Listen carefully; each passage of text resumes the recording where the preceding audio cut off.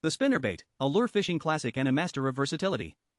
The spinnerbait is one of the most historically significant lures in the world of fishing. With its outstanding snag resistance, wide area search capability, and powerful triggering effect, it has earned legendary status among anglers. The modern spinnerbait as we know it was born in 1951 in the United States. Back then, bass anglers in the American South discovered that inline spinnerbaits constantly got hung up in weeds, brush, and timber. Their ingenious solution was to bend a wire into an L shape, separating the spinning blade and the jig head onto two different arms. This single design innovation dramatically reduced snagging.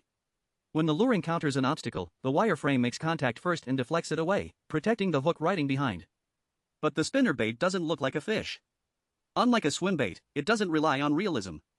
So how does it actually catch fish? The spinnerbait is far from simple. It produces 4 distinct signal types simultaneously: flash, vibration, silhouette, and speed variation. These 4 signals correspond to the vision, lateral line perception, and reactive strike mechanisms that predatory fish use to hunt. First, the visual signal.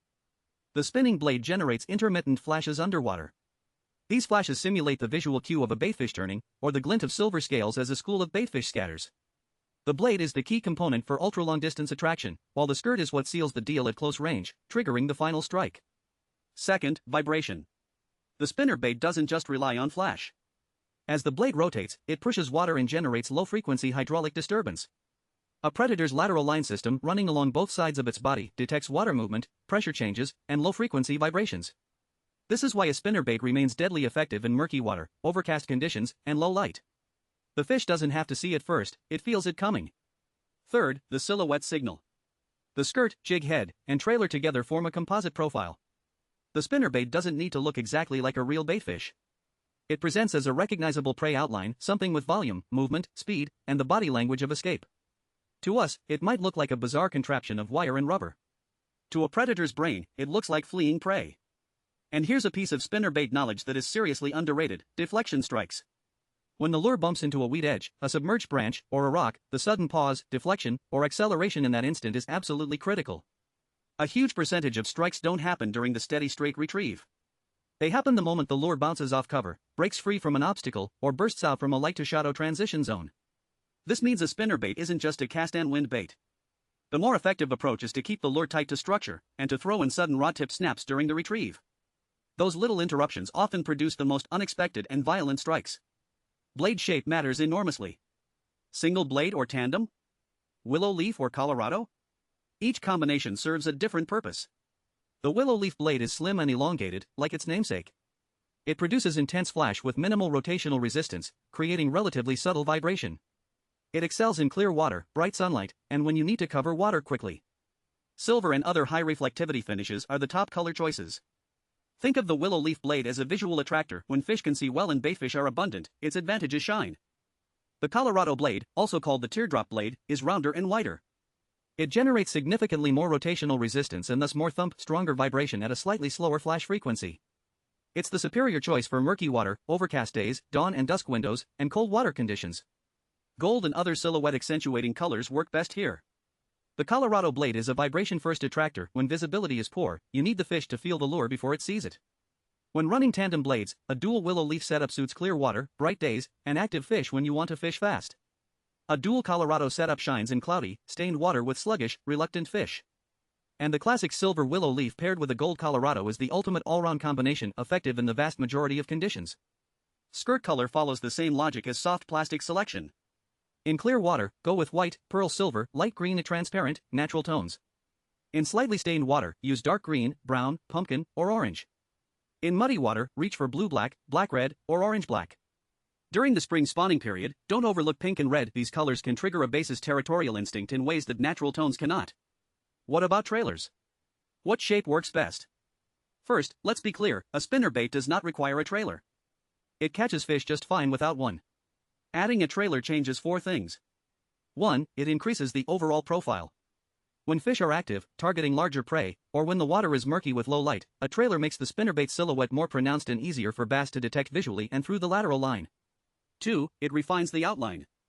A trailer makes the hook less conspicuous, giving the spinnerbait a more complete body and tail silhouette, cleaner and more natural. 3. It modifies the retrieve mechanics. The larger and wider the trailer, the more water resistance it creates.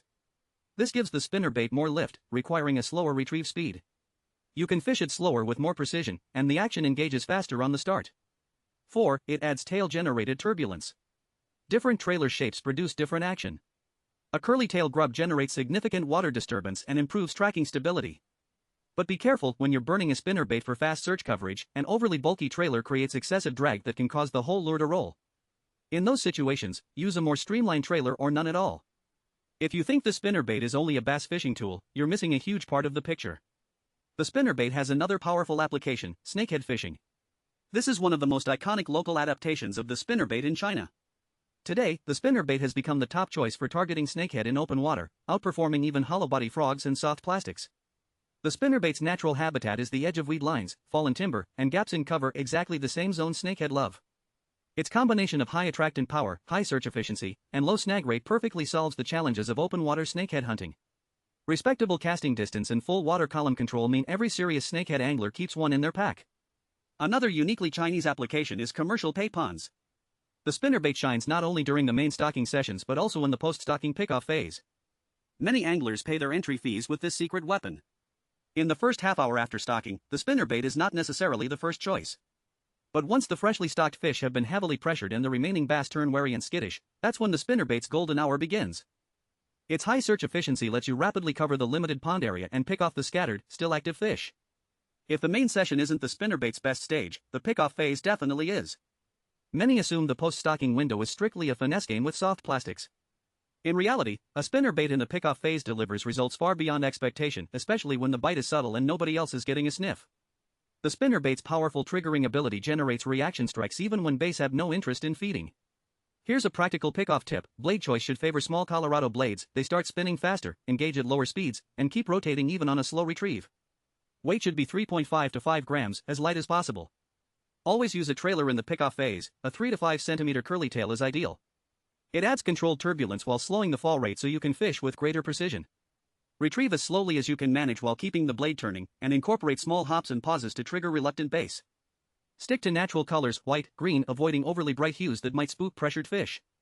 In the nearly 20 years since the spinnerbait was introduced to China, it has undergone a complete localization. It transformed from a bass-specific lure into a multi-species, multi-environment powerhouse. It evolved from a mere fishing tool into a complete, locally adapted fishing theory system.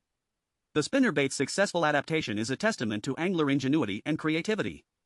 It teaches us that there is no single best lure, only the most appropriate one. Every lure carries untapped potential waiting to be discovered. If you found this deep dive valuable, bookmark it and revisit before your next trip. Any questions about bass fishing or lure fishing fundamentals, drop them in the comments and I'll respond to each one.